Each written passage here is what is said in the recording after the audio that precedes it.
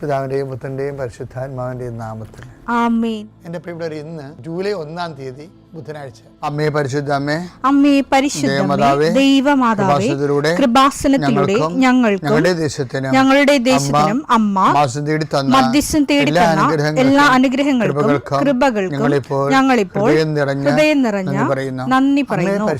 അമ്മേ പരിശുദ്ധമ്മേ, ദൈവമാതാവേ, 2004 ഡിസംബർ 7-ാം തീയതി ഉച്ചകഴിഞ്ഞ് 2:30 കൃപാസനത്തിൽ സംഭവിച്ച അമ്മയുടെ പ്രത്യക്ഷപ്പെടലിനെ കുറിച്ച് തിരുസഭയ്ക്ക് സമർപ്പിച്ചിരിക്കുന്ന പഠനരേഖകളുടെ മേൽ സഭാത്മകമായ പഠനം ആരംഭിക്കുവാൻ ഞങ്ങൾ പ്രാർത്ഥിക്കുന്നു. അമ്മേ പരിശുദ്ധമേ, ഭൂസ്വർലോകങ്ങളുടെ രാജ്ഞിയായ അങ്ങേയ്ക്ക് ഭൗമസംരക്ഷണത്തിനായി പ്രപഞ്ചപ്രകൃതിയെ തന്നെ തിരുസഭ പ്രതിഷ്ഠിക്കുവാൻ ഈ പ്രത്യക്ഷീകരണം വഴി ഇടയാക്കണമേ. പരിശുദ്ധമേ, ജപമാല മാതാവേ, സകല കൃപാസനം പ്രാർത്ഥനയോടും ചേർത്ത് ഞങ്ങളിപ്പോൾ പ്രാർത്ഥിക്കുന്ന ഈ കുടുംബത്തിന്റെ പ്രത്യേക നിയോഗം പറ മക്കളെ.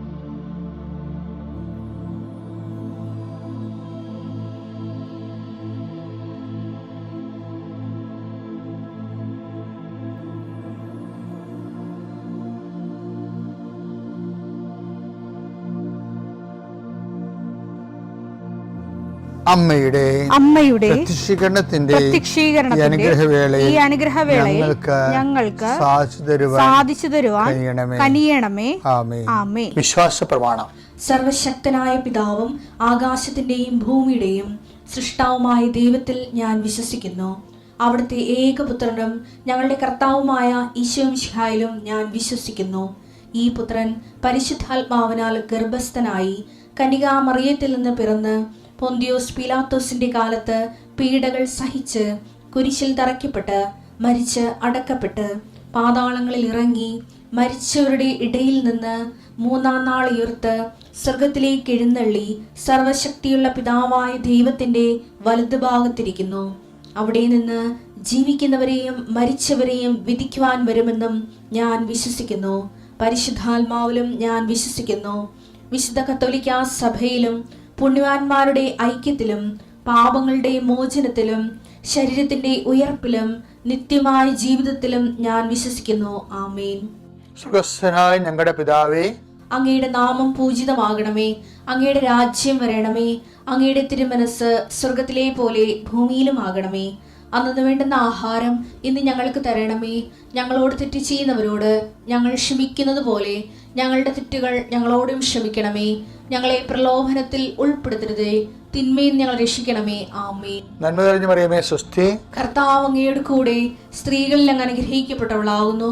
അങ്ങയുടെ ഉദരത്തിൻ ഫലമായി ഈശോ അനുഗ്രഹിക്കപ്പെട്ടവനാകുന്നു. പരിശുദ്ധ മറിയമേ, തമ്പുരാന്റെ അമ്മേ, പാപികളായ ഞങ്ങൾക്ക് വേണ്ടി ഇപ്പോഴും ഞങ്ങളുടെ മരണസമയത്തും തമ്പുരാനോട് അപേക്ഷിക്കണമേ. ആമേൻ. കർത്താവേ, നിന്റെ ഉന്നതമായ നാമത്തിന് സ്തോത്രം ചെയ്യുന്നു. കർത്താവേ, നിന്റെ വിശുദ്ധ പൗരോഹിത്യത്തെ മഹത്വപ്പെടുത്തണമേ.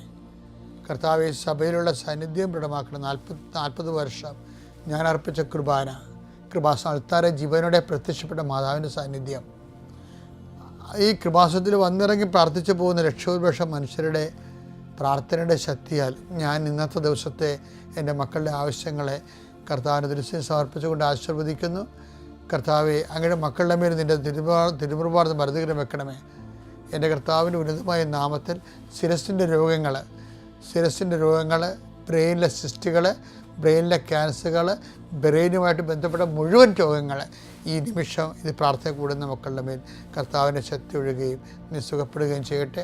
തൊണ്ടനൊമ്പരങ്ങൾ, അത്തോൺസൈറ്റുകൾ, തൈറോയിഡുകൾ, ശ്വാസകോശ രോഗങ്ങൾ, ഉദര രോഗങ്ങൾ, പിസ്ത രോഗങ്ങൾ, PCOD രോഗങ്ങൾ, സർവാംഗവാത രോഗങ്ങൾ, വൃഷ്ണരോഗങ്ങൾ, കർത്താവിൻ്റെ നാമത്തിൽ ഉച്ച മുതൽ ഉള്ളംകാര് വരെ കർത്താവിൻ്റെ രക്തം പടരട്ടെ. മരുന്ന് ലേപനമല്ല, അങ്ങനെ വചനമാണല്ലോ അങ്ങനെ മക്കളെ സുഖപ്പെടുത്തുന്നത്.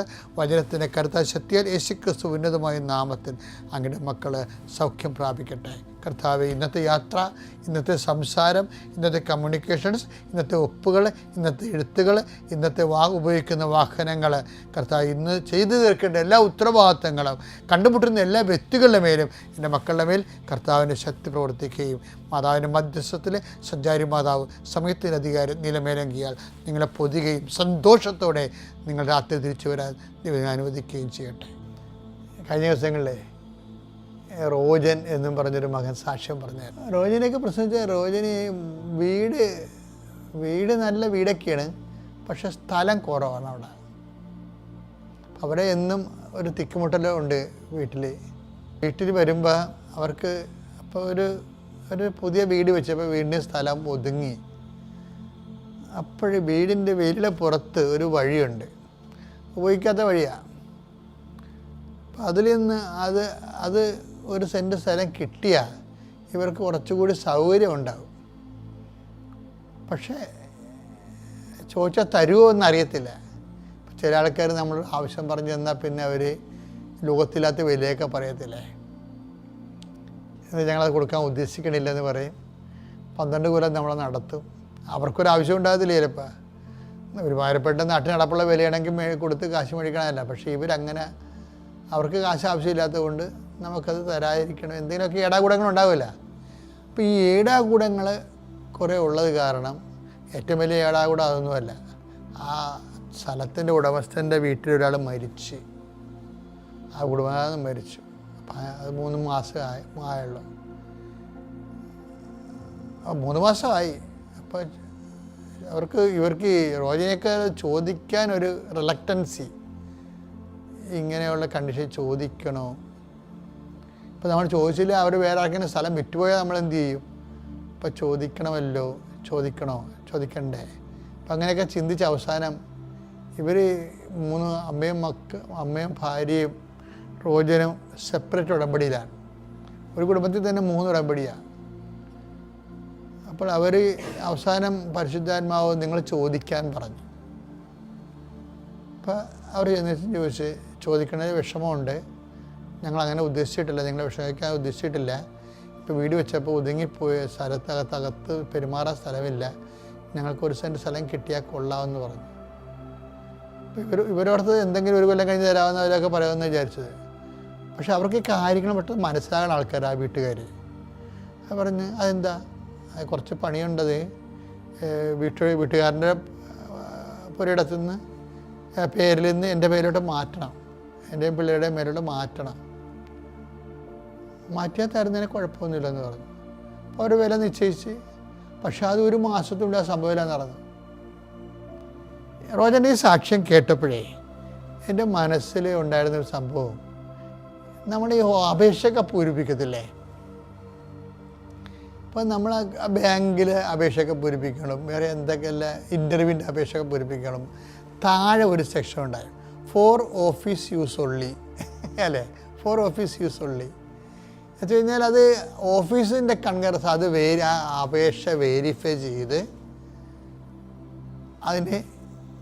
അതിനെ റെക്കമെൻഡ് ചെയ്യുകയോ അല്ലെങ്കിൽ റിമാർക്ക് എഴുതി മാറ്റുകയോ ചെയ്തിട്ട് ഓഫീസ് സീൽ വെക്കേണ്ട സ്ഥലമാണ്. ഫയലിലേക്ക് പോകണമെങ്കിൽ ഓഫീസ് ഒപ്പും വേണം, മാനേജറുടെ ഒപ്പും വേണം, ഓഫീസിൻ്റെ സീലും വേണം.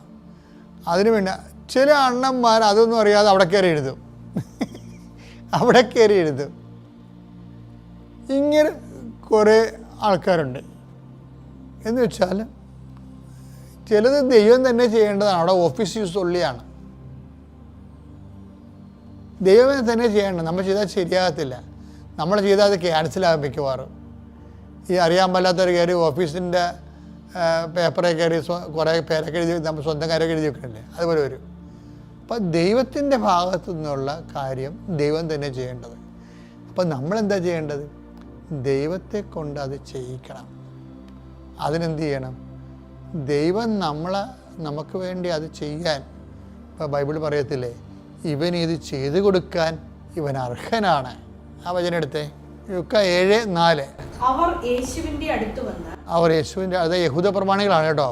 അവർ യേശുവിൻ്റെ അടുത്ത് വന്ന് കേണ് അപേക്ഷിച്ചു പറഞ്ഞു, നീ ഇത് ചെയ്തു കൊടുക്കാൻ അവൻ അർഹനാണ്. അതാണ് വിഷയം, അവൻ അർഹനാണ്. അപ്പം നമ്മളെ 4 ഓഫീസേഴ്സ് ഉള്ളെന്ന് പറയുമ്പോൾ നമ്മൾ ചെയ്യേണ്ടത്, അത് ദൈവം ചെയ്യാനുള്ള ദൈവം ചെയ്തോളൂ. പക്ഷെ നമ്മൾ ചെയ്യേണ്ടത് എന്താണ്? ഇത് ദൈവം അത് ചെയ്തു തരാൻ, ആ ഓഫീസിലെ വർക്ക് കൺകറൻസ് ചെയ്തു തരാൻ, സീൽ ചെയ്തു തരാൻ, സൈൻ ചെയ്തു തരാൻ നമ്മൾ തന്നെ ദൈവദൃശ്യനെ അർഹരാക്കേണ്ടതുണ്ട്.